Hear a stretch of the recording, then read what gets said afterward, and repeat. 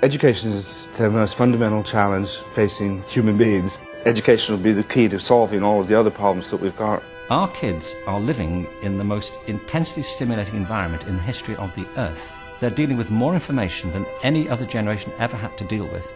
They'll need to be the most flexible, collaborative, resilient, creative generation that really have ever been.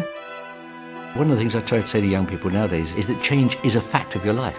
Change isn't something that happens every now and then. In the old days, we say one size fits all. Okay, 30 kids, put them in a classroom, we're going to teach them the same material, you're all expected to get it the same way. There was a survey done 2 years ago of dropouts, and almost half said that the reason they dropped out is they weren't sufficiently engaged. They weren't being challenged in the course material. I think it's absolutely vital that we've come up with systems that educate people and excite people all over the world. Every single country in the world is aware now that it's being judged on the basis of its educational attainment. A child's interest can be ignited and sparked if a teacher adopts an engaging way of leading them into the lessons.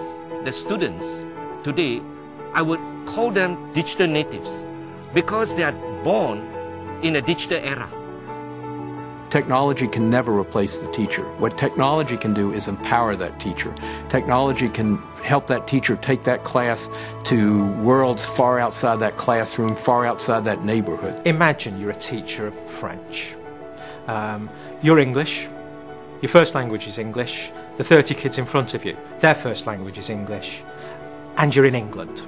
But arbitrarily, because the timetable says so, you're speaking French because it's a French lesson. How authentic is that?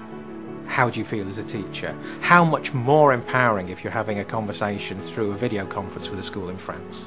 There's a real opportunity afforded not least by technology to find new ways of approaching teaching and learning, of freeing up teachers to take on the role of facilitator and to help those students who particularly need stretch and challenge, but also those who are currently being left behind.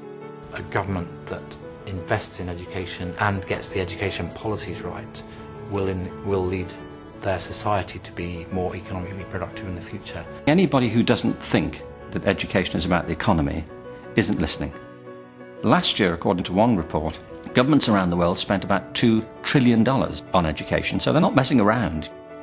The great thing about educational technology, you're investing in the one area which is going to give your own country a serious competitive advantage over other countries.